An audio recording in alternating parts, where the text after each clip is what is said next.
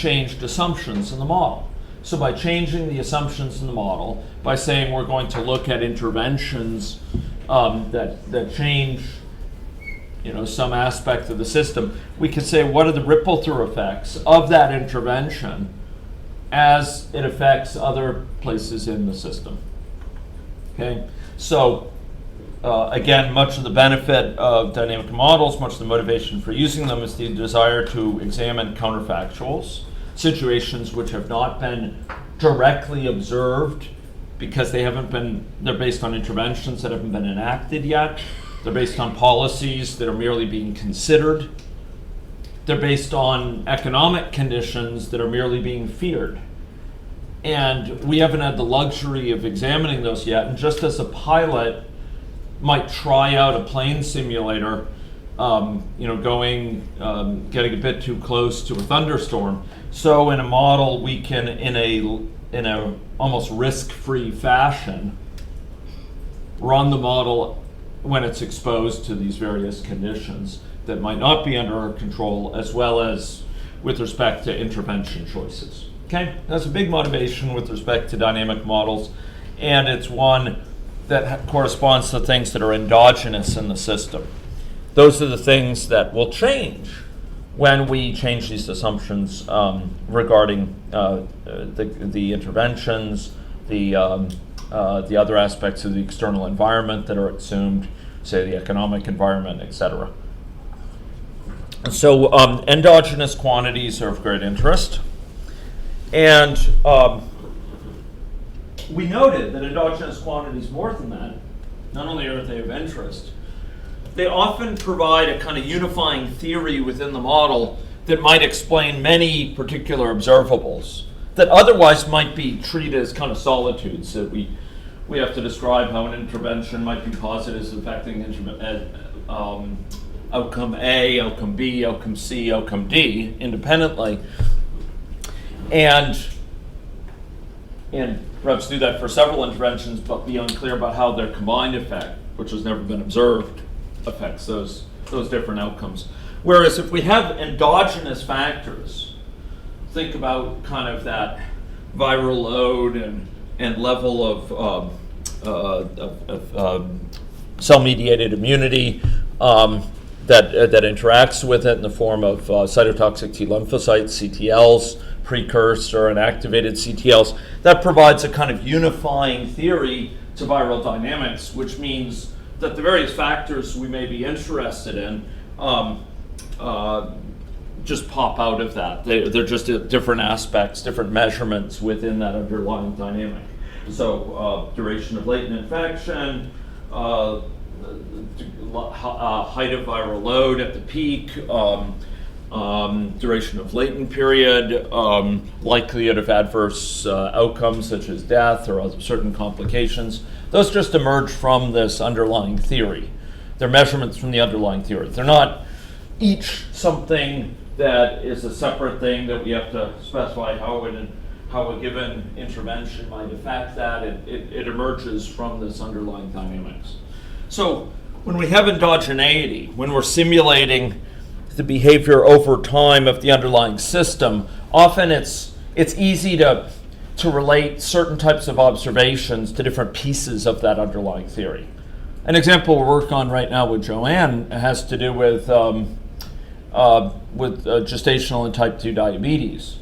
And there was an earlier version of this work which considered weight, for example, weight levels, BMI, which considered the occurrence of gestational diabetes or type 2 diabetes as sort of separate outcomes, and tried to relate how certain interventions would affect each of those in isolation. But in fact, each of those is kind of a reflection of the underlying dynamics of blood glucose regulation, underlying dynamics associated with the levels of glycemia. And rather than simply hard code into the model an assumption about how this intervention affects occurrence of type 2 diabetes, and how how that changes with the amount of time with dysglycemia in the form of impaired glucose regulation. We can instead have a unifying underlying theory where each of these things pops out of it, and where when we ask about an intervention, we're asking how does it affect the underlying dynamics, and that leads automatically to implications about the likelihood of developing impaired glucose tolerance, impaired glucose regulation, impaired gestational diabetes, type 2 diabetes at different stages in the life course. So often we have endogeneity as a key feature of these simulation models. There are uses of simulation models that I mentioned yesterday, which are more bookkeeping uses. You're using it to kind of keep track over time of the number of people in different states, where the transitions between the states are described in a more kind of statistical way based on observables. But models like that often undershoot their potential. There are places where they can be useful, but they particularly find challenges in looking at counterfactuals, because they're based so much on the linkage statistically between factors in the current context rather than in some counterfactual context. So anyway, counterfactuals go along with, the desire to examine counterfactuals goes along with the need to represent things endogenously.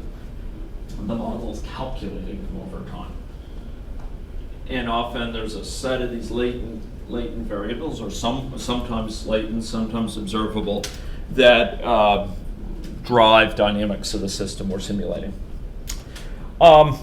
So those factors are simultaneously outputs of the system, but governing factors in some cases. So just because it's a endogenous quantity doesn't always mean it's observable, nor does it mean that if it is observable, that it's purely a dependent variable that has no governing role in the system. We saw yesterday that someone's weight, for example, in that model we looked at, someone's weight shapes their future weight evolution in the form of their energy expenditure, in the form of perhaps impacting their mobility patterns, but it's also can be an output from the model. So in contrast to a statistical model where you might be dealing with a single dependent variable, in these dynamic models we're often dealing with a variety of mechanisms, some of which serve as outputs, but also serve to help govern the model evolution. They shape the future model evolution. And yes, you can observe them, but that doesn't mean they're not shaping that evolution as it plays out over time. Endogenous quantities are of great interest. They're some of the biggest motivations for using these sorts of models. So when we saw that model yesterday that we had built here in class, and I'll go open it here. This is the smoking and heart disease model. Any of you have it perhaps open in your AnyLogic. We had a set of factors here that were endogenous, right? Never smoker, the current classification of their state with respect to smoking, that was an endogenous quantity. We might say someone always starts in a never smoker category, but how they evolve after that, that's something the model calculates. It's telling us over time how many people are current smokers or former smokers, etc. Okay, so endogenous quantities. Exogenous quantities here would be associated with other assumptions. For example, the age distribution here, right? So here with the population, we are drawing people's age, initial age, from an age distribution. So the initial distribution of ages in the population, that's an exogenous quantity. We're making some pre-specified assumptions about it. Thereafter, the age evolves. The age evolves over time. We have this current age function, and basically it took their initial age and it added the current time to it to get their current age. This is the age they were at time 0, and now it's been 10 years since then. They started at age 5. Now they're age 15 because it's been 10 years. So this would be 10. Their initial age is 5, and as a result, they have a current age of 15. Okay. ages evolving over time, the initial distribution of ages was an exogenous factor we imposed on the model. In other cases, though, ladies and gentlemen, we might impose other exogenous factors that change over time. We might, for example, have an unemployment rate in our model that we represent and that affects an individual's job prospects. And we impose that on the model, and it's trended over time in some way. So often exogenous quantities, these quantities we specify to the model, are fixed, but in other cases they may be changing over time in pre-specified ways. But they're not calculated by the model, they're imposed on the model. They don't change in response to interventions, they're simply placed into the model as an assumption. Exogenous quantities. The model considers them, they affect the model, but they're not calculated by the model. They're not endogenous. And we saw one of these yesterday with our opening model. So, or we saw an important class of these yesterday with our opening model. If we went and we looked at this this food environment model, the GIS and food and PA environment, there we have a wide variety of exogenous information that's imposed on the model. That includes the location of parks, it includes the street grid, it includes aspects of the GIS environment that impact the model. Distance of homes, for example. Home location is random, but the distance from a given point to a grocery store or to a convenience store is initially a pre-specified thing. As it turns out, we can go add grocery stores in here and see changes. So here, grocery store location is something that can change over time, but we indicate it explicitly by clicking on things. And so there, it's also it's specified by us as a modeler rather than being generated by the model. In contrast, Winchell, for example, has worked on a model of the Women and Children program in the States. This is in conjunction with that program, which is a federally supported program in the U.S., and with the LA Department of Public Health and with UCLA, looking at stores within the LA area whose locations are fixed but whose shelf space is evolving over time as to how much they devote to fresh fruits and vegetables based on demand.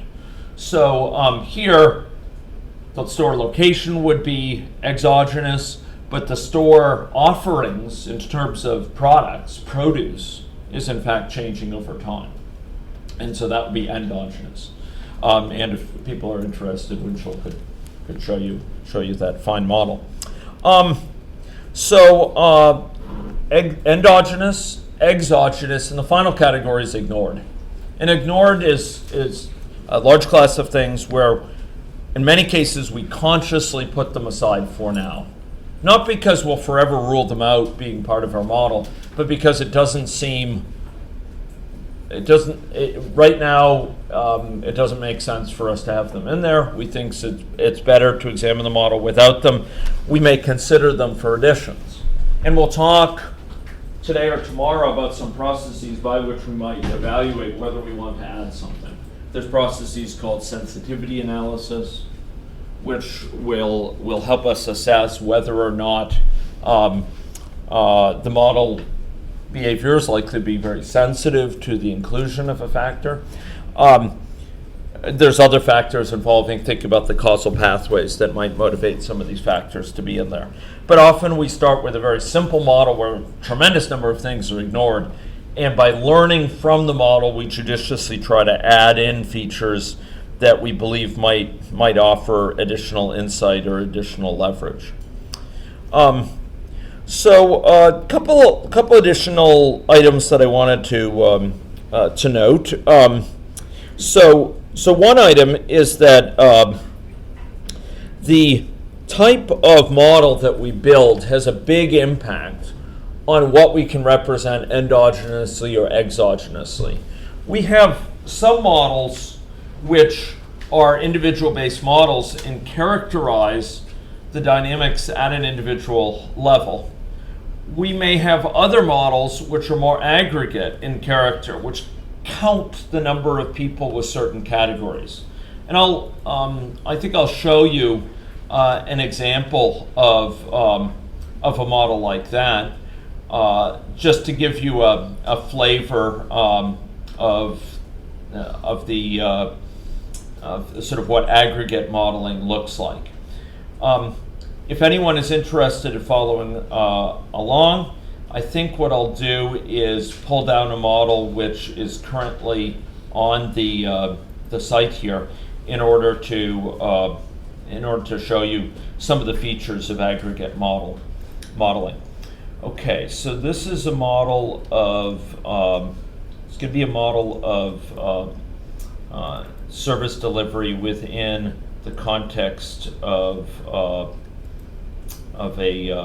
hospital here, and I thought it was in the list of models that I've posted. Just looking for it here. I may still have to upload it here, in which case I'll do so right away. Okay.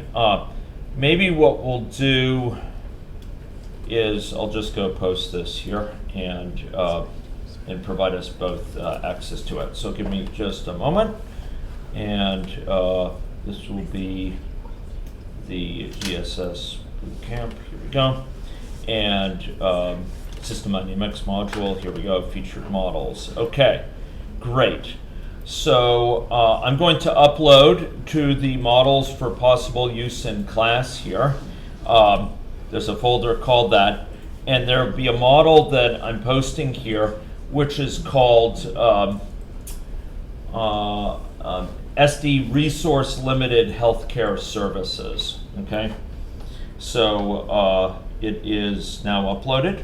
So it's under example models for possible use in class. Okay, and you should be able to download it. So just as a reminder, you can click on it, and you can download it with this. Alternatively, you can just right-click on it and can select download in many browsers. So I'll go back to that. Here we are. You could right-click on this and do download. Okay, that's another option for many browsers that works. Okay, so what I'm going to do is I'm going to go open up that model. This is a model that exhibits aggregate character, just to give you a feel for what's involved here. So here we have a model which is characterizing, in a rough way, the flow of a health service delivery facility. Okay? And here we have a facility where we have a population, and the population is represented with a stock. That stock maintains a count of people in the population. Okay? At any one time, it's a count. Maybe what I'll do is I'll zoom in on this a little bit so you can see it more clearly. Here we go. Okay, so this is a stock that represents a count of people in the population. Over time, there's an incidence rate of some condition that brings them in to present for care, and they await care. And they're here in a stock. It's a count of people who are awaiting care. Okay, those individuals who are awaiting care, some of them are admitted into the hospital. Others, perhaps tiring of waiting, will leave without being seen. I've called it, using more North American terminology, balking. They leave the system without, in fact, being seen. But individuals who are admitted are under care for some period of time, and having secured care, they can flow back to one of two states. They can be successfully treated, flow back into out of the system, or they can go back and return to an unsuccessfully treated state from which they may represent. Okay. Now, this model is a dynamic model. It is a model which involves changes over time in the number of people who are awaiting care, under care, who are unsuccessfully treated. But it's a model which is articulated at an aggregate level. What I mean by that is it's not following a particular individual. We have a count of individuals who at any one time are awaiting care or under care, and we in general, we can't ask questions concerning their history. For example, it's in general not feasible to ask questions about, for a particular person who's currently under care, for how long was that person in the awaiting care state? Or how many times have they represented for care, having been treated unsuccessfully? That's not something we can really ask. We could ask, what is the level of representation over time? How many people per month are representing? But we can't really ask, is it the same person as it was a year ago who represented? Because the people in this model are anonymous. They're just counts of individuals. So this is a model which is a dynamic model. It involves a certain theory about how a hospital works, and that theory is more involved than I'm going to go into here.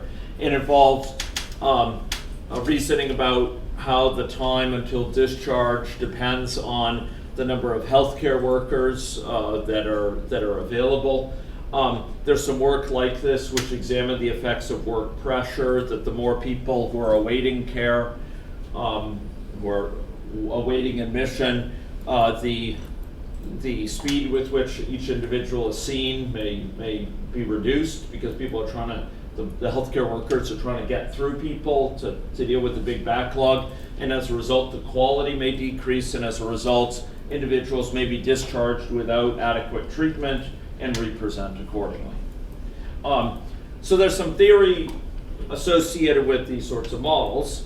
It's a theory of the world about how things operate, but it's a theory articulated at a different level than the sorts of theories we've been looking at for other models. It's articulated at a very different level than the theory associated with a person's behavior here. And both types of models can be very useful for reasoning. Jeff talks about, and it's a position I'm very favorably inclined towards, how a very high-level model, which counts the number of individuals rather than tracking particular individuals, can be used to try to prioritize where in the system we might expect high leverage interventions. But a model at the level of an individual helps us plot how we achieve those interventions in detail, the intervention design. But models of these different levels have, moreover, implications, strong implications for whether models at one level or another have strong implications for its interface with data. If you're dealing with longitudinal data on an individual, a model such as an aggregate model is not going to be able to make very good use of that data because you can't track the history of an individual. So you can't compare an individual's trajectories, episodes of care, and particularly histories for an individual in this model with those from empirical data. We can't, for example, ask in this model, what are the characteristics of those who have represented at least 4 times within the past year? Whereas we might have data about that sort of thing through hot spotting studies or others in the empirical realm. We're not going to be able to make use of it here because we can't measure things. You could think of yourself as wearing boxing gloves. They're just too coarse to be able to pick up small screws, for example. And similarly with these sort of models, we can't directly make use of that sort of data on people as individuals. It's hard for us to sort of reason about network structure here and ask, how does someone's position in a network end up affecting their likelihood of being infected by TB or developing active TB? I showed you an example of some data we had on that yesterday, but we can't really compare it here easily because we can't capture network position, or we can't look very readily at how their location, rural, urban, but detailed geographic location ends up affecting their prognosis compared to empirical data. We could divide things in a very coarse-grained way, rural versus urban. We could divide states of Australia and have essentially different copies of these for different states of Australia, or different cities. But it's a coarse-grained sort of division. About the best we can do is divide these up into age categories, for example, or into rural versus urban, male, female. We can stratify the model, but we can't follow individuals. An important consideration there when designing interventions is that an aggregate model doesn't allow you to examine very readily interventions whose conditions or whose treatment treatment of particular individuals it depends on their history. It's hard for us to examine that because we can't capture individual history well here. So if we want to capture someone's history, we want to treat individuals who present more than 3 times in a given month for care in an acute care setting. We want to have a different pathway to examine their treatment, to treat them. That's very hard to represent here in an aggregate context. So we have to bend over backwards, and even then there's many things we can't do effectively. It becomes really awkward. Whereas in an agent-based model, a model like this, where we track an individual, it would be very simple, and in fact we'll be seeing it today or tomorrow, that we could track how many times a given individual, for example, has visited a care facility, how many times they've gone to a convenience store versus to a supermarket. How would you do that? Can anyone see? I mean, we started building up a model yesterday. That model we built up was very simple, but had the basic seeds that we would need to build a broader model like this. So here's our model. Suppose we wanted to keep track of how many times a given individual here had ever quit smoking, and perhaps separately, how many times they've ever relapsed into smoking. How would we do that? How might we do that? Yeah, we have a variable, and we increment that variable. We add 1 to it every time they quit, and every time they relapse, we add 1 to the relapse variable. Conceptually simple, but actually very powerful. We can track their history. That's one of the aspects of track their history. And if we were involved in a quit line or quit support program for a designated set of individuals who are being followed, it may be that we give different recommendations for support mechanisms for individuals who have unsuccessfully tried to quit more than a few times in the past year. And we could track that here. It would be a fool's errand, ladies and gentlemen, to try to keep track of that sort of information in an aggregate model.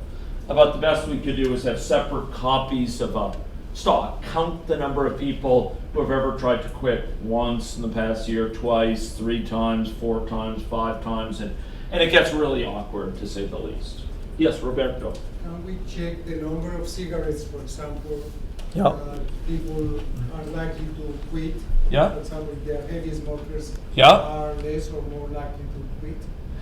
Yeah, so we could actually track at a level of a person. We'll go back to that. We could actually track, for them, are they, how many cigarettes a day might they be smoking, and we could accumulate pack years that they have smoked, the number of cigarettes they've smoked in their life, because that's been associated with cancer risk, etc.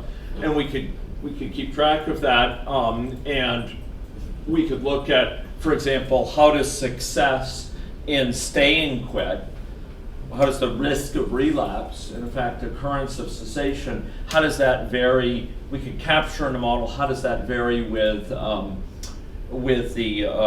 heaviness of smoking, and we could compare if we wanted to explain that, we could try to have a model which, based on nicotine levels and level of addiction, tries to explain that and then compare the results of that model against empirical data.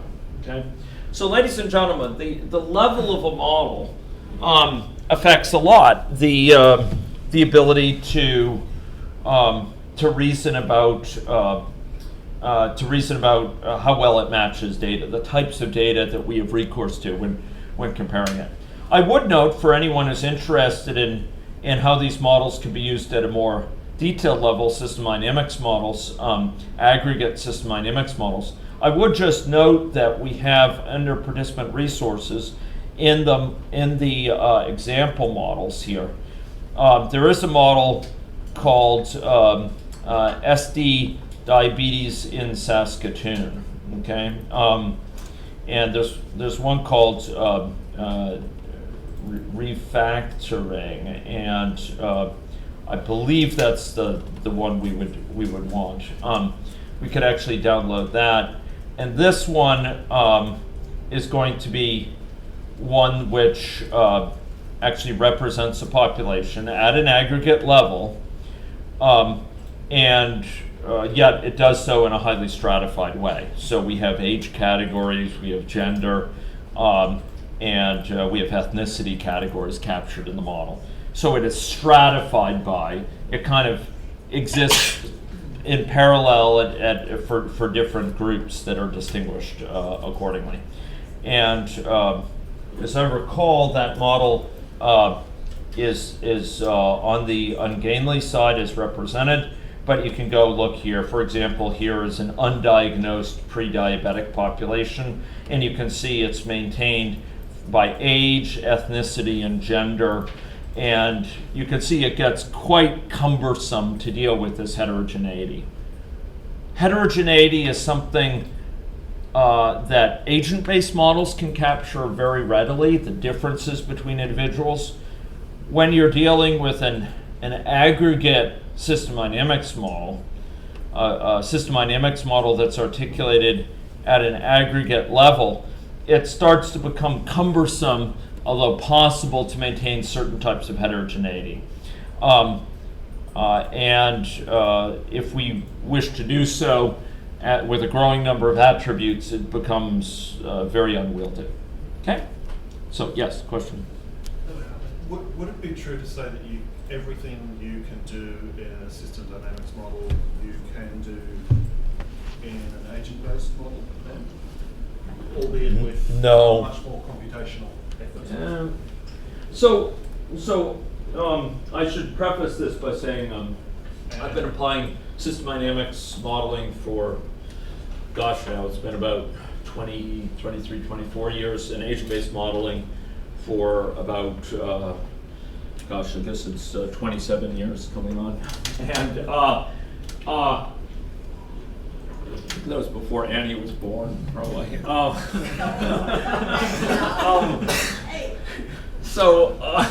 Anyway, so I'm pretty familiar with what each do, and I try to be a pretty fair broker on this, which is comparatively rare. There's a lot of people out there who have very vested interests or axes to grind. It's a very tribal environment historically with respect to these different methods. They've been built in different sub-communities, which have had historic experiences of adversity and sort of challenges, and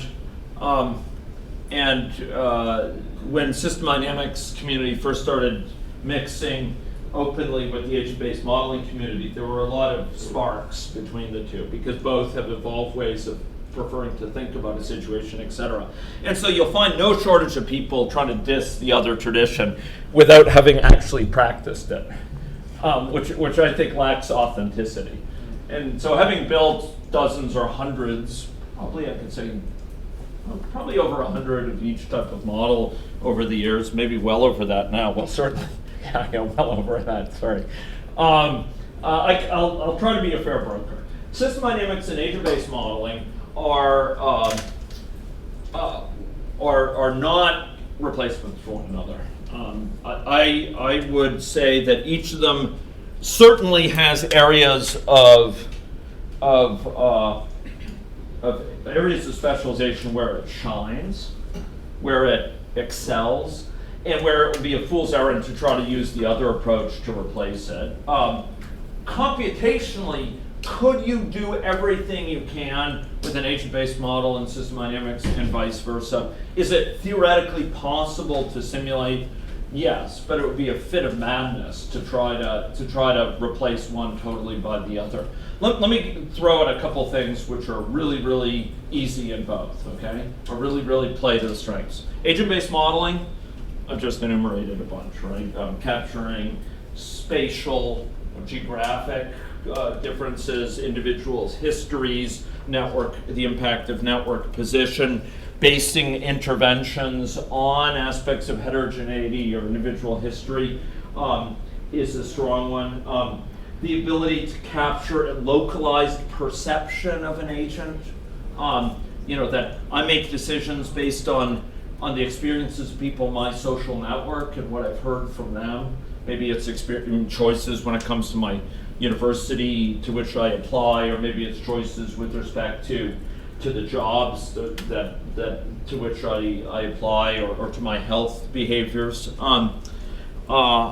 Agent-based modeling is superb for representing individual level decision making with respect to behavior choices, and it is also very effective for capturing multi-scale phenomena. So where I have an individual and they're embedded in a neighborhood, and they're embedded, or a family in a neighborhood and region, and you can capture dynamics at all those different levels. Agent-based model kind of nests nicely, and there's some nice models. There's a hierarchical infection model which you could look at if you're interested in that I provided you. Nice little thing. System dynamics. You have to understand, from my perspective, system dynamics is an approach, a methodology that and I'll emphasize, let me state that again. It's a methodology, it's an approach. There's a large group of people who say it's a field, and I don't understand or agree with that. Or I don't think that's a fruitful stance. Let me put it that way. Political stance. It's a political stance. Okay, I think it's a methodology, and I'm very pragmatic about it. And many people don't like the fact that I'm so pragmatic about it. So it's a methodology. Okay, and system dynamics methodology can be used to describe. What is it? It's a methodology for describing feedback-rich systems that involve accumulation. Okay.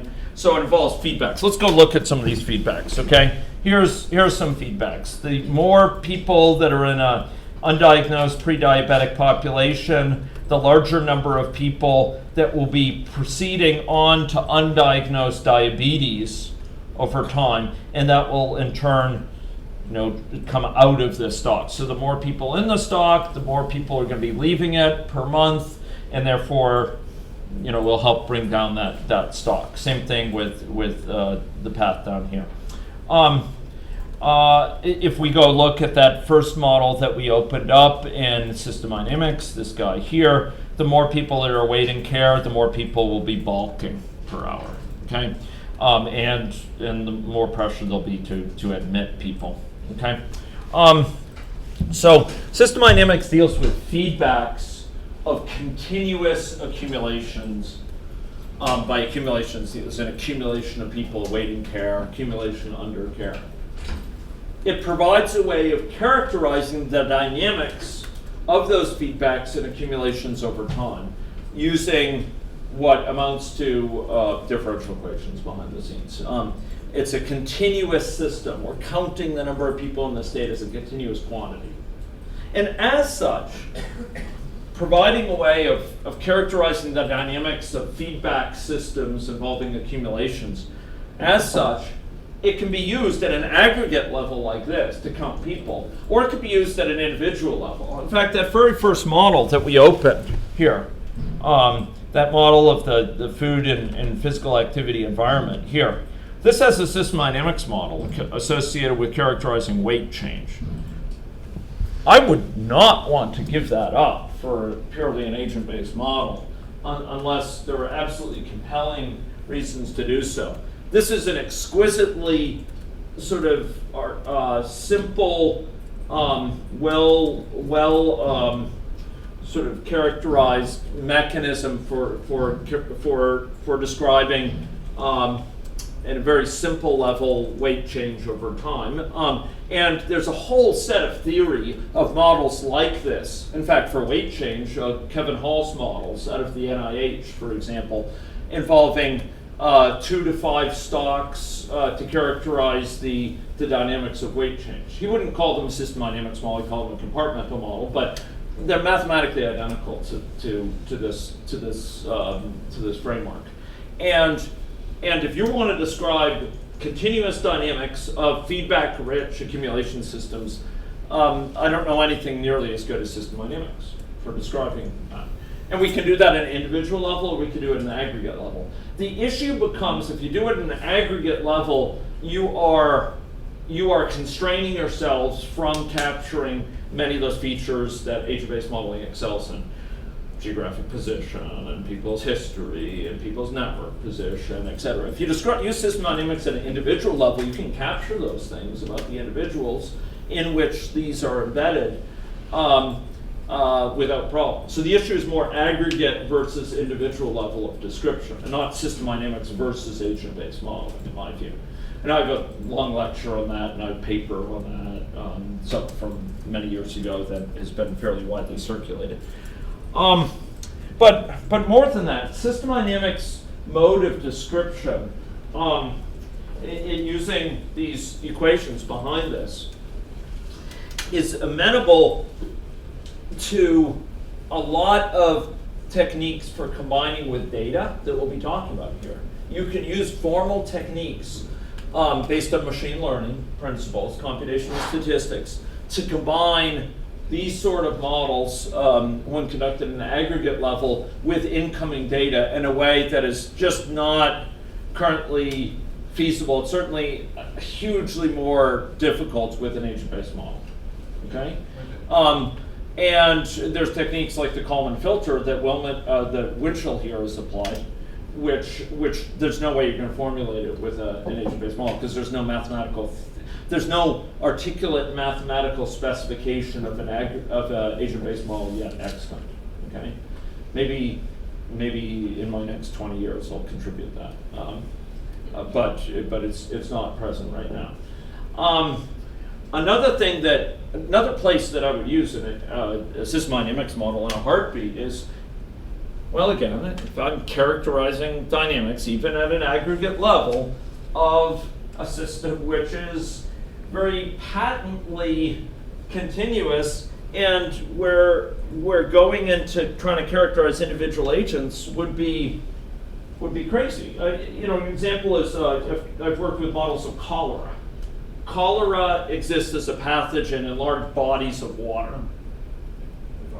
It's an environmental reservoir, and it's literally a reservoir of water which has been contaminated by cholera. To try to characterize somehow the reservoir in an agent-based way using traditional mechanisms would be bizarre. You'd like to characterize it at a continuous level, and even agent-based modelers would agree you'd probably have a variable to indicate the amount of water in the reservoir, the amount of pathogen. Turns out it's much easier to characterize those dynamics, the pathogen spreading in the reservoir, the dynamics of the pathogen in the reservoir in response to temperature and inflow, et cetera, using a system dynamics formulation.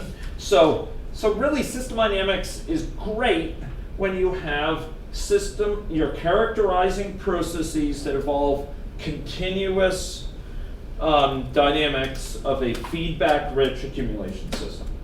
And that occurs at an individual level, phenomena within the body, weight, viral load, level of blood sugar,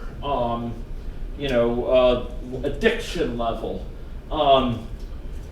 certain aspects related to stress dynamics, activation of the HPA axis related to cortisol levels, etc. These are very nicely described with system dynamics models. And I think one of the biggest uses of them that I think is just great is at the individual level. I also think at the aggregate level they have a big role to play with continuous dynamics of reservoirs and amount of vaccine available, things that are plausibly continuous. I am quite hesitant in the health space to using system dynamics at an aggregate level as the only mode of description of systems where there's path dependence, where geography matters a lot, where networks are plausibly quite important, where individual history is important. You can use the system dynamics model to sketch things out at first. And often we do that. We use the system dynamics model to quickly sketch it out. Then you build an agent-based model based on learning from that system dynamics model where it's really sensitive to assumptions. You build an agent-based model that expands that. And often you do that in any logic. You built the initial model here, and then you end up turning part of it into an agent-based model. And you have a hybrid model. And that portion of it that is more sensitive, that turns into an agent-based model in place. You don't throw away the aggregate model. You just take a portion of it and you make it more detailed. You zoom into it in more detail. You have the two. So you have the two side by side. With each other. Oh, absolutely. Absolutely. I provided you some examples of that. If you want to, those of you who are more interested in this, I can't think of anything I'd rather do than address your questions here. And I think, no, I'm serious. That's my foremost goal, is to address questions rather than lecturing to you. This is great. And if you're interested in these things, go to the hybrid model folder. And you're welcome to do these things any time. I mean, if what I'm talking about at a given time doesn't speak to you, because we actually have a wide variety of people here, and I recognize the different interests, and some of my remarks are aimed at certain groups more than others.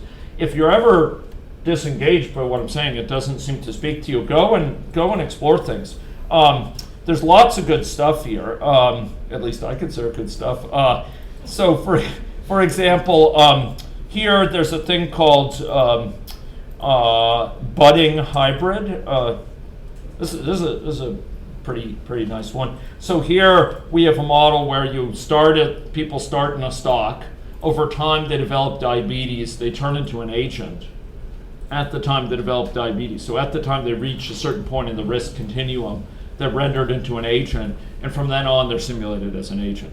It's a very simple demonstration of it, but the basic idea is that you could go back and forth between a stock representation. Jeff, together with Robin, last name? Clay Williams, they had a very nice model they built up at one of the boot camps where they had people it was in a health service delivery context. People were flowing in from stocks into a context where they became agents at a certain point. They were represented as agents as patients with a certain set of conditions or what have you for a certain amount of time, and then they turned into numbers again, just into, they joined stocks again and flowed out. So after the time of peak interest, when certain data perhaps about them had been recorded or what have you, they flowed out of the system as numbers, and they were just in stocks to count the people in the population with this condition or whatever.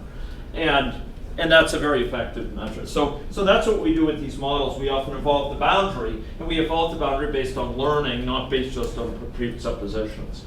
And system dynamics, if we lost system dynamics as a mode of exposition, the world would be the poorer for it in a serious way.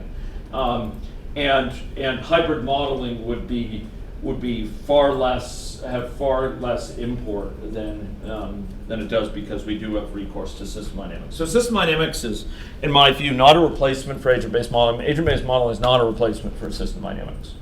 And I would happily contest anyone who says everything you can do with one, you can do with the other, and so you don't have to use the other. I could use very strong words, and I'm not inclined to do that for that, but that's just complete nonsense. I'm sorry, but someone who's done hundreds of models of both sorts, it's just putting on blinders. It's ideological, willful ideological blindness, and it's in my mind, in the scientific realm, we should have no room for that.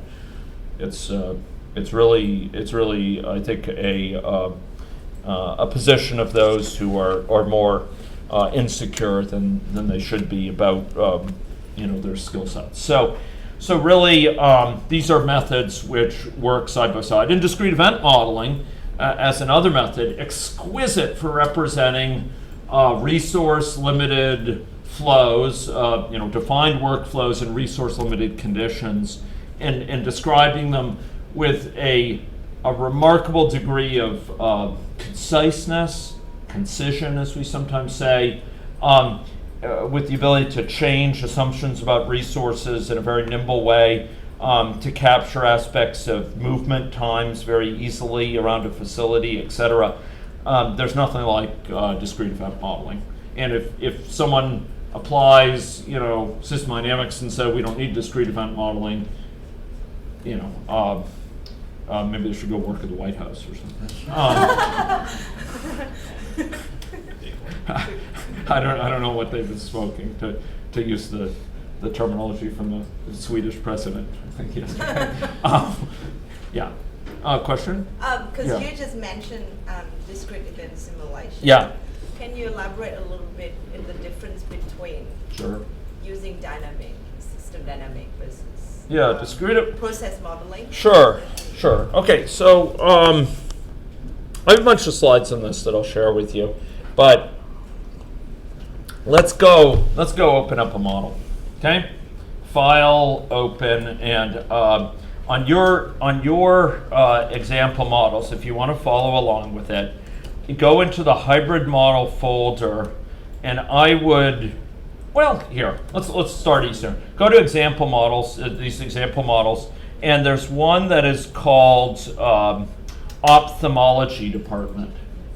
This was an earlier example from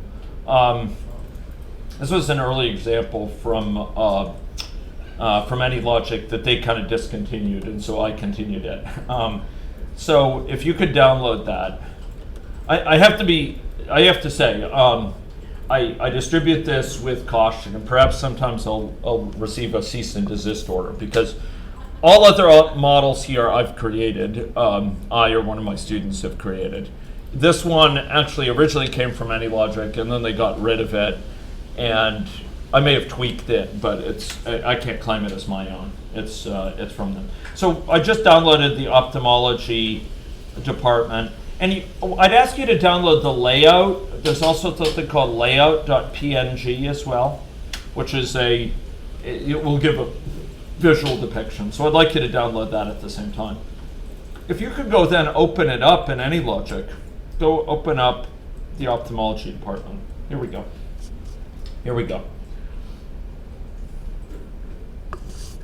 You should see something like this. Do you see that? Okay. Yeah. So let's. I could try to describe this, but let's run it and then I'll describe it. Okay. So go up to the simulation here and run.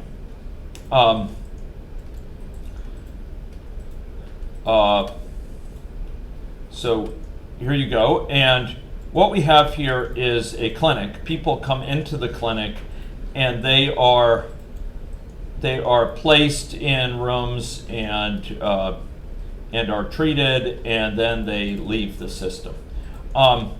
This is actually the simplest form of the model, which doesn't even involve involvement of resources. So people come in, they go to a procedure room, they get somehow they pass through, in the immortal words of Jeff, they pass through a healing beam within that room, and then they leave. That's right, with no involvement to the humans. This is it's a perfect house. That's right. Come to the beam. So this is the simplest form. Let's look at its elaboration. So you'll notice that this is depending on something called main phase 2. Let's go to that simulation, and now let's use main phase 3. Okay. What I've just done is actually an abuse of AnyLogic. Really, there should be 2 separate experiments, one to run with the third one to run with the second one. I shouldn't be going and changing it, but time is short, and you should at least be aware of that's bad practice. Okay? So main phase 3, I just changed it and I went to run it here. Now in main phase 3, what you're going to see is that the individuals who are coming in, they need to be treated by docs. Okay, so these individuals come in here, and in order to be treated, these ophthalmologists need to go get a scope and go and grab them from the waiting room and see them for some time, then put away the scope and the person is released. Okay, so these individuals are being treated over time by an ophthalmologist. And the key point here is, let me highlight 3 or 4 major things about this. Number 1, this is articulated at an individual level. Discrete event models, like agent-based models, are almost invariably individual level formulation. Number 2, we have a well-defined process that people go through. When they come to the facility, there's a well-defined set of steps that are applied to them to allow them to proceed. Number 3, many of those steps are resource limited in the sense that an individual cannot proceed to the next step unless a resource is available. What are 3 types of resources that you might see here, that you might see in here? What are 3 resources that seem to be needed to confer treatment to that person? The room, the doctor, and the scope. This is an ophthalmology scope. Yeah. So those resources are needed. If one of them was not available, if there were too few doctors, but plenty of scopes wouldn't help. Plenty of rooms wouldn't help. You've got a limitation based on the docs. That's the bottleneck. If you had lots and lots of doctors, a phalanx of hundreds of doctors, but only one scope, you've also got a bottleneck, right? If you've got rooms, those rooms could be the bottleneck. But more than that, you'll notice there's another resource that's also a very important one, but it's easy to miss. The layout of the facility is actually an important consideration here. Time it depends on people's movement paths, okay? So there's a resource in terms of kind of how efficient are the paths between these areas. If there were another room and it were way over here, it would take the individual and the doc a long time to get over here, and that would actually slow the whole procedure down. So the movement times here are endogenous. They are produced by the model based on where they have to go to. Someone's been assigned to room 1, the doc has to get the scope and go over to room 1. And how long that takes depends on the length of the path, their movement speeds, and that's an endogenous thing, how long it takes them to go there, how much time they spend moving. So in a model like this, which is a demonstration model, we have a couple of very simple concepts shown. And you'll notice there are these pools of resources, which are viewed as more or less interchangeable. There's docs, and each doc is viewed as more or less interchangeable with another. There's scopes, which are more or less interchangeable in procedure rooms. But we need to allocate those, okay? And ladies and gentlemen, when a resource is not available, guess what happens? You wait, you queue. You queue up, okay? So right now there's 35 people waiting. As Milton said, Paradise Lost, I think, they also serve who only stand and wait. So these individuals are awaiting service, and there's 40 of them waiting now. You can also represent leaving without being seen or balking by having them move on after a certain amount of time, saying, I'm out of here, I've been waiting too long. I'll come back at another time. So this is an individual level formulation. Could you characterize the dynamics of a service delivery process with system dynamics? Yeah, we saw that a few minutes ago.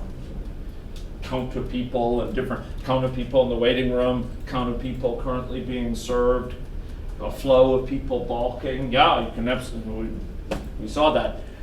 here we have greater ability to specify the resource dependencies and resource availability at a more precise level. With system dynamics, we have continuous resources, and you have half a doctor available, and that may allow you to be treated more slowly. But half of a doctor is an improbable concept. You hope it at least includes the head, but even so, it's difficult to get effectively treated. I'd probably rather go through the healing beam. So, ladies and gentlemen, here we have an exquisite level of ability to describe resource dependencies and spatial layouts and spatial movement times, and to vary those resource availabilities in locations and see how they change things in terms of the throughput, the number of people treated per day, per hour, or what have you. Now, this is a learning model, and I provided it to my students because I thought it was a very nice learning model that AnyLogic used to provide. But let's take this one further. I'd like you to go, and this is probably a good little exercise. I'd like you to go to Help and go to Example Models. And now you will see something that is indicative of the broader power, but indeed hints at the broader limitations of discrete event modeling. So having gone to the examples, I'd like you to go down, scroll down, there's a thing called Trauma Center towards the bottom of the example models. Do you see that? Yeah? Could you click on that and load this in? Trauma Center is a model that AnyLogic has also featured for many years. I believe it was based on a consulting sorry? In Tulsa. Right? Yeah. One of their earlier projects, I think, in North America. Ladies and gentlemen, here, this is a depiction of a trauma center that consists of several units here. An emergency department, an express care area, X-rays. BCU is, Jeff, remind me? Block care unit, okay. And while the details of this will be more involved, the same basic principles apply. Here we have within Maine this facility layout, and then further down we have a well-defined process mapped out, a process of treatment. And this process is more involved than the last one we saw. It involves branching. It involves several sub-stages. I believe at some points it involves hierarchical components. But basically we have the same idea in the sense that we have individuals called entities. They come in, they flow through this process, and they are acted upon by this process in ways that are treatment limited. So if they aren't available, they will queue up, such as at this triage place. Now, notice that I use a very different word for that. These individuals are acted upon than I did in agent-based modeling. In agent-based modeling, I spoke about individuals interacting with each other, interacting with the environment, shedding prions in the environment, getting infected by pathogen reservoirs in the environment. There, agents have a very active role in interacting and affecting the environment and so on. In discrete event modeling, agents traditionally flow through the system and are sort of acted upon by the system. They're more passive. And in fact, the level of interactions of agents is extremely limited. In traditional discrete event modeling, agents interact with each other in one way. To wit, they keep each other waiting for a resource. So, in contrast to an agent-based model where you could represent something like this with much greater work, you could actually represent something like this. It would take 100 times as much work to implement it in an agent-based model. You could do it, but then you might have agents who pass infection to each other when they're both in the waiting room or something. You're not going to see that here. They're going to be waiting for this resource in traditional discrete event modeling. And so here we have, again, a well-defined workflow, individually articulated entities or agents flowing through the system. We have the workflow is resource limited, and we have queuing that goes on when a resource is not available. Now, this mode of modeling is used to address different questions. System dynamics, agent-based modeling, and discrete event modeling are best understood historically as also addressing different questions. It's not just a matter, there are different ways, different formalisms for describing processes in the world. They are that. But more fundamentally, they ask different questions typically. System dynamics community has long been concerned for much of its work, not all, but much of its work, stakeholder engagement, changing the mental model of stakeholders. And what that means is simpler models so that we can help stakeholders understand them, interact with them, help them realize certain insights from the model. Agent-based modeling is much more of a traditional technocratic bent, which is kind of, will give you a model that has all the features needed to give a good recommendation, but the stakeholders are not traditionally part of that process as much. I think it's a big mistake. I think they need to be, but that's kind of my reflective of my system dynamics sort of exposure as well. In agent-based modeling, often the focus is more sort of intervention, evaluation, and so on, based on a rich understanding of the world. And the model itself has traditionally been not shared much, which again I think is a big mistake, because it's by sharing the model you often secure buy-in, you secure sense of ownership, you secure feedback from your stakeholders, etc. Discrete event modeling, the questions it asks are often focused around measures like throughput, how many people can we treat per day, waiting times, size of waiting lists, how many resources do we need to achieve certain goals, what should the placement of those resources be. It often has to do with optimization of the processes. And system dynamics people will often critique discrete event modeling, typically without practicing it themselves. But they think that those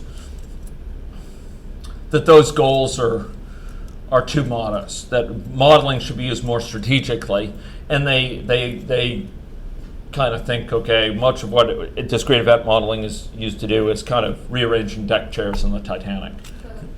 And you want to go beyond optimizing process to reconsider what processes you should even have and what the system design should be. So there's a little bit of critiques there like that. But discrete event modeling is used mostly for sort of process, reasoning about the processes, reasoning about within a facility, whereas often SD is used in a more strategic ambitions. Okay, let's run this trauma center. Here we go. Should we run it? Here we go. Here's a trauma center. And you'll see some of these features, some of the outputs that are shown. So here we go. By the way, so I was shocked in the past 2 years or so to discover it seems that most agent-based modelers that I've met are not even aware of the existence of discrete event modeling. But if you look historically, over half, I'd say the majority of papers published about simulation modeling in the past 20 years in health have been in discrete event modeling. 90%.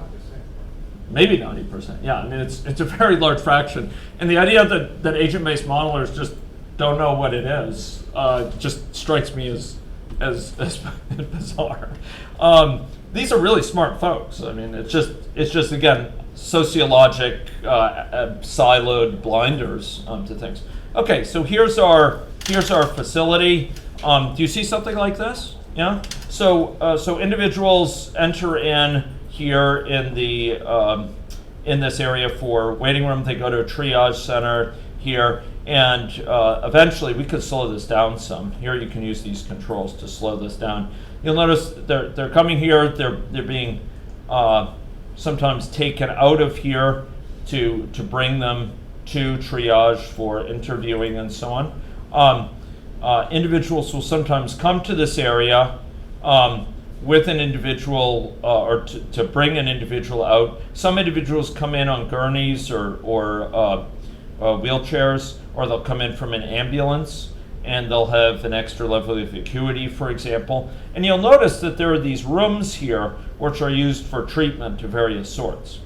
If you go and you look at the statistics area here it's keeping track of the utilization, what fraction of the time different resources are in use.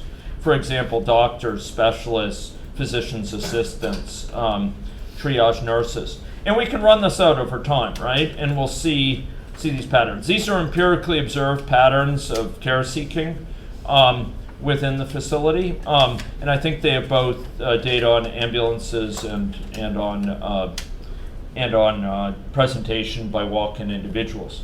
So here we have room utilization, we have utilization by staff members, and we have the ability to adjust thought we could adjust it. Hey, come on. We can adjust the opening hours of the facility and see, okay, how does that affect things?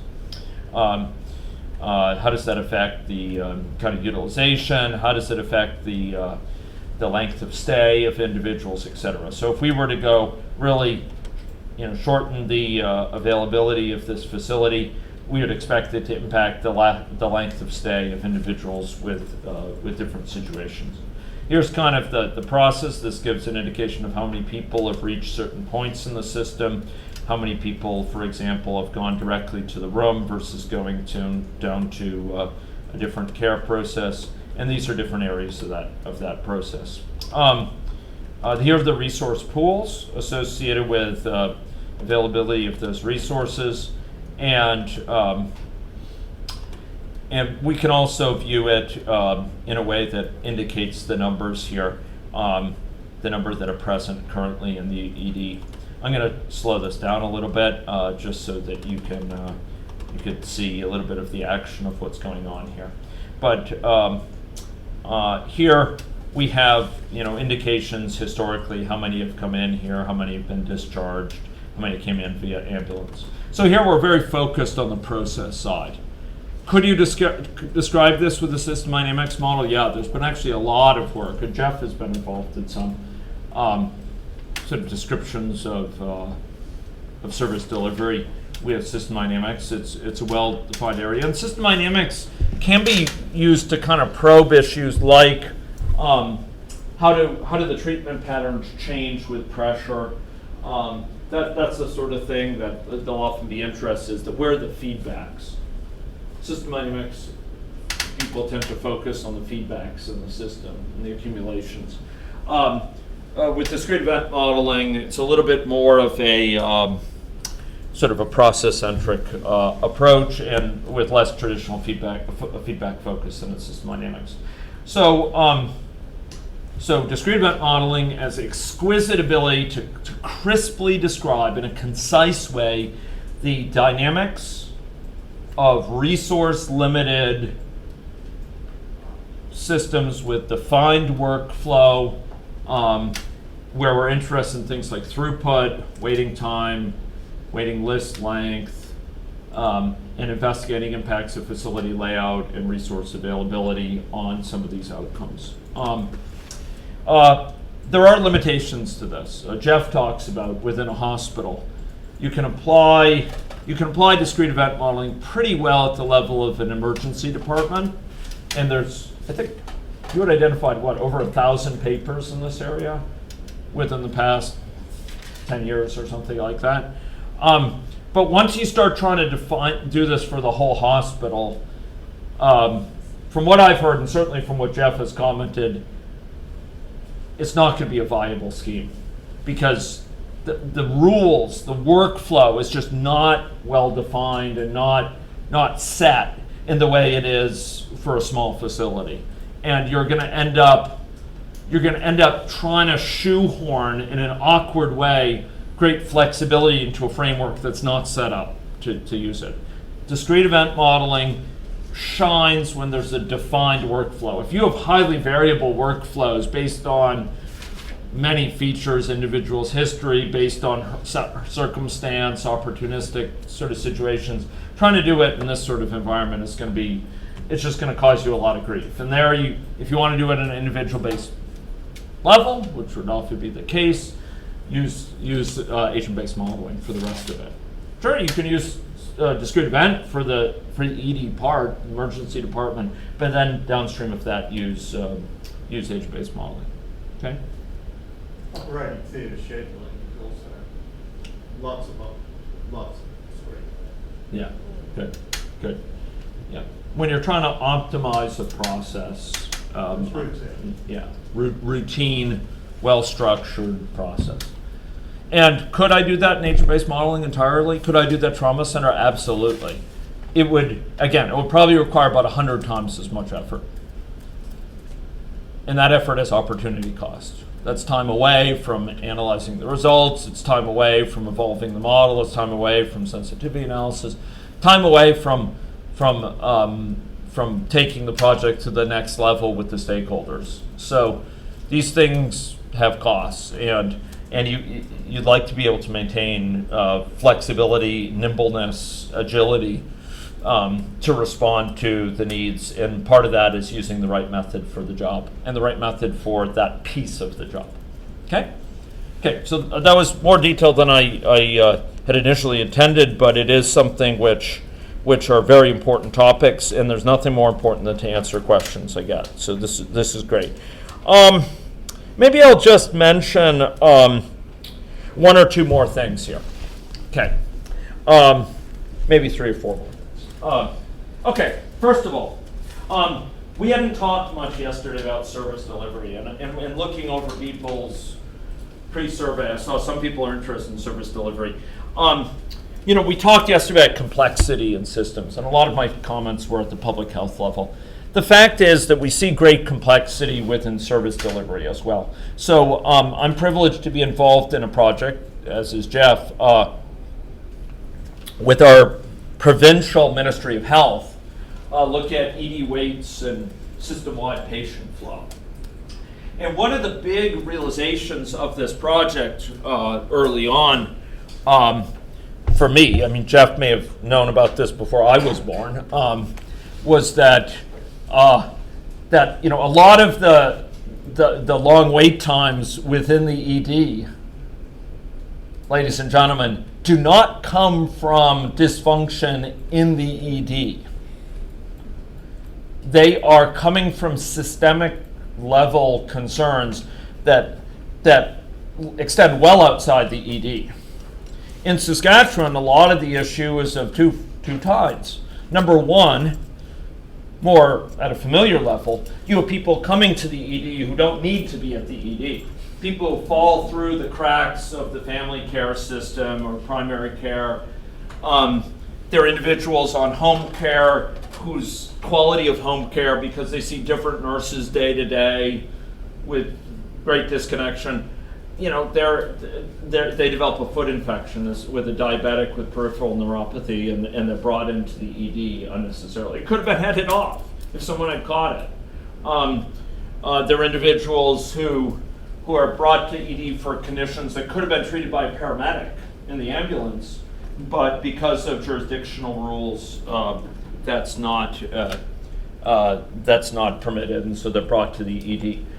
There are individuals with mental health conditions who are brought back repeatedly. The people that I think we're not supposed to call frequent flyers anymore. They're now called friendly faces. The friendly faces who come back on a daily basis. And those friendly faces, are falling through the cracks of other services needlessly. I mean, they actually don't need to be in the ED. They need something else. They need to go to home. They need a place to sleep reliably. They need someone to be able to, talk to about their difficulties, and and seek some guidance in a world of distressing, distressing uncertainty about how they can get help for their addictions or their dysphoria and their depression. We have, on the flip side, so there's a lot of people coming in, complex seniors are another big group. Seniors with multiple conditions take a lot of time in the ED. So those causes are out in the community, most of them. And they're not in the ED, but they cause big ED delays. But the other side of it, that's the inflow. The other side is the outflow. Notice how I'm talking, by the way. I'm talking like a system dynamicist there. And one of the key points is, you can learn, if you learn some system dynamics, you can apply the concepts to agent-based modeling. The ideas of feedback-based systems and their dynamics, the principles that come out of it, are an explicit way to analyze an agent-based model.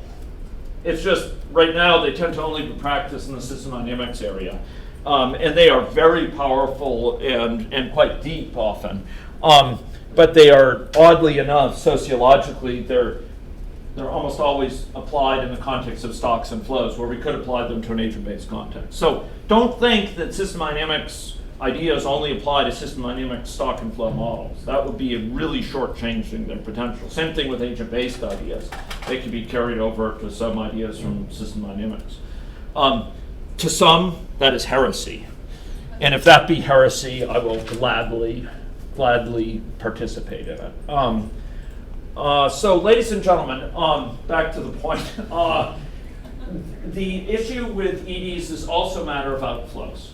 It's a matter of outflows associated with individuals being able to go from the ED into the wards. And why are the wards full? Long time passing. Why are the wards full so long ago? They're full, ladies and gentlemen, because individuals in the acute care wards can't be discharged to the community. And why can't they be discharged to the community? Long time passing.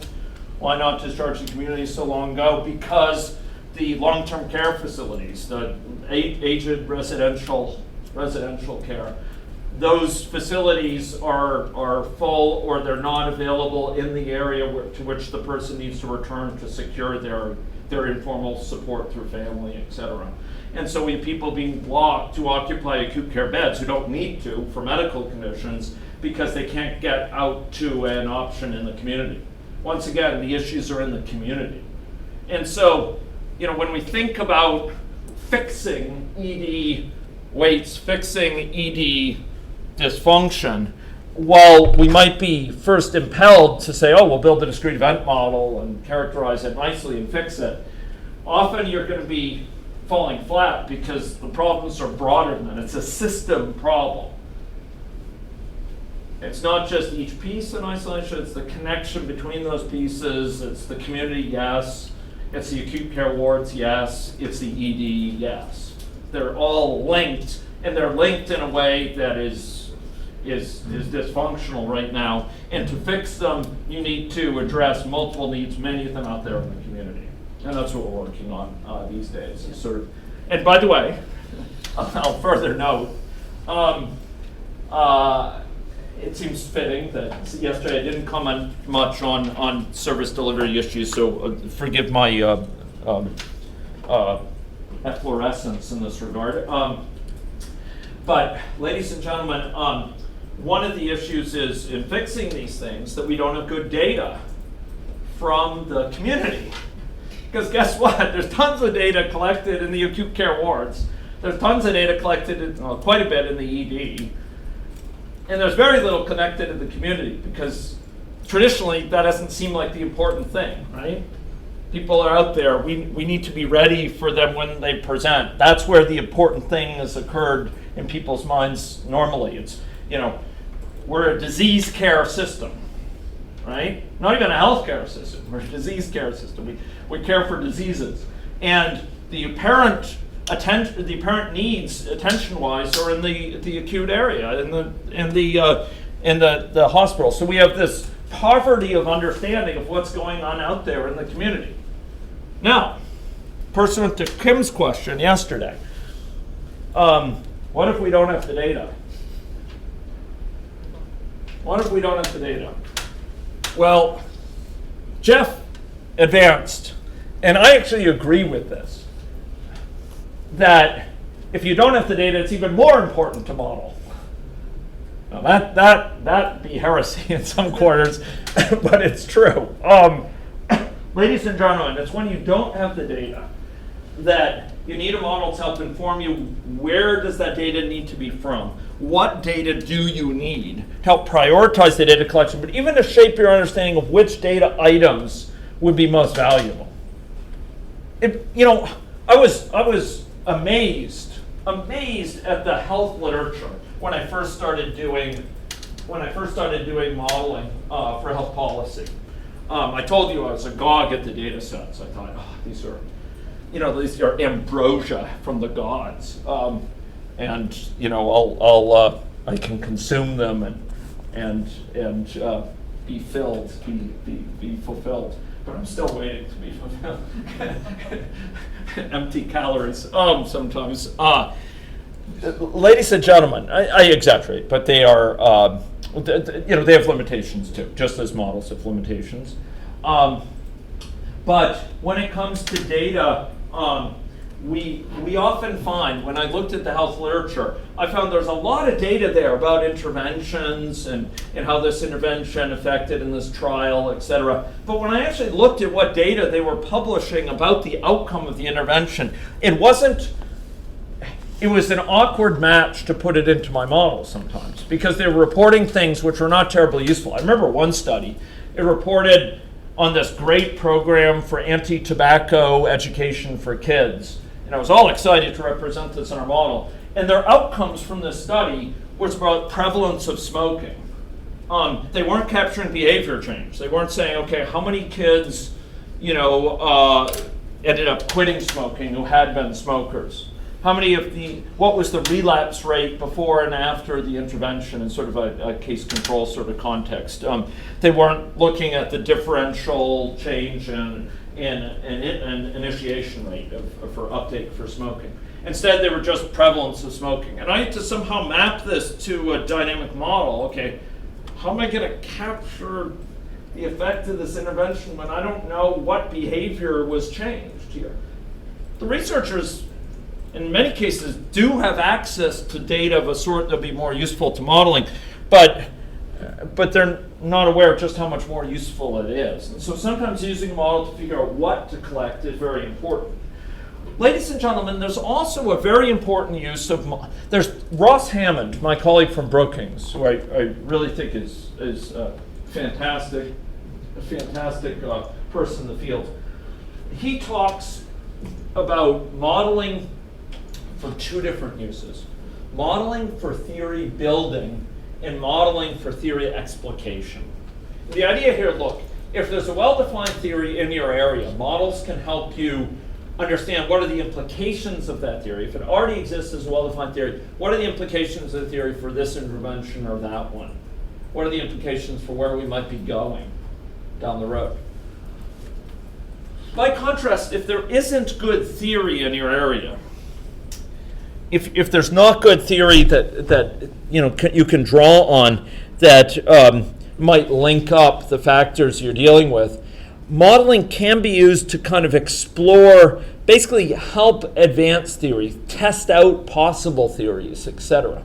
It actually can be very powerful, that, and there's some interesting examples in the literature about modeling for theory building. And so it is when data is not present. We can actually still do quite a lot. It's not present in nearly the level we'd like it to be.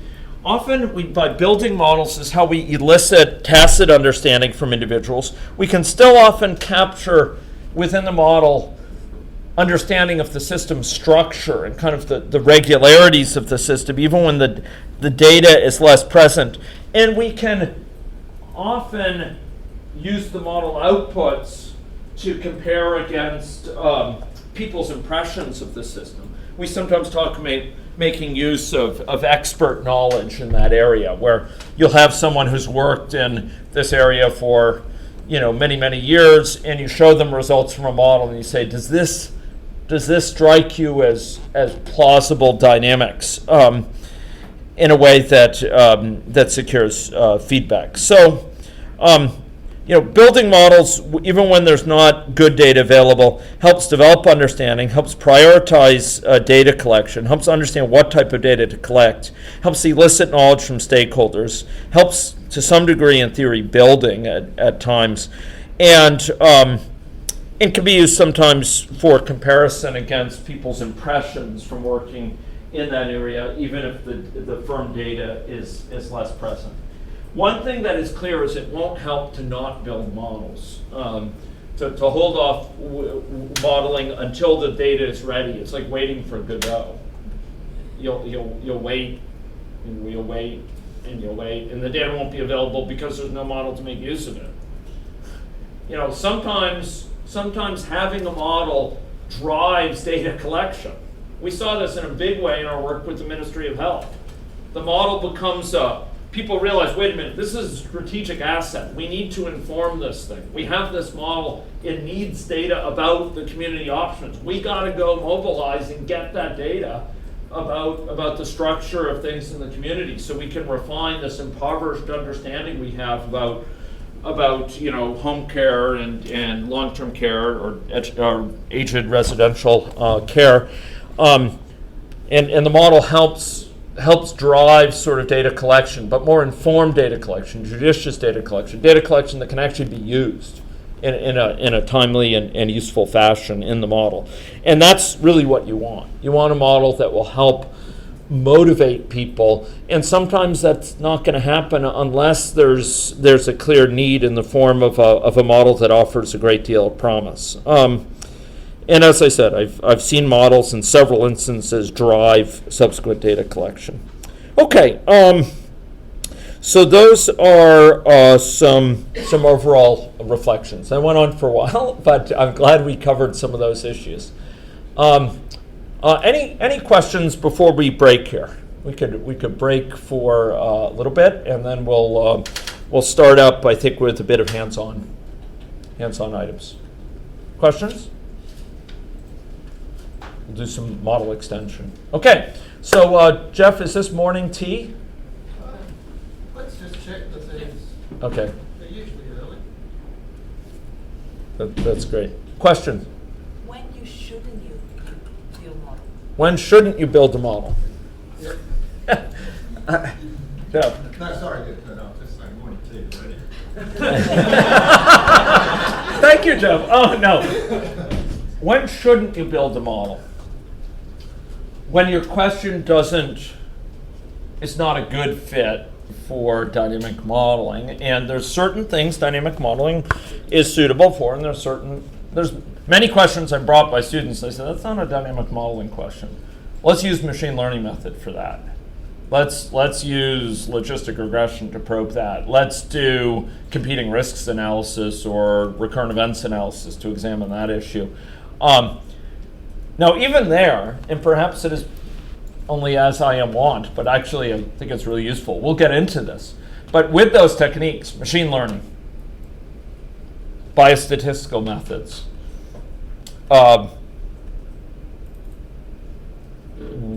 it turns out dynamic modeling can be really useful to help them.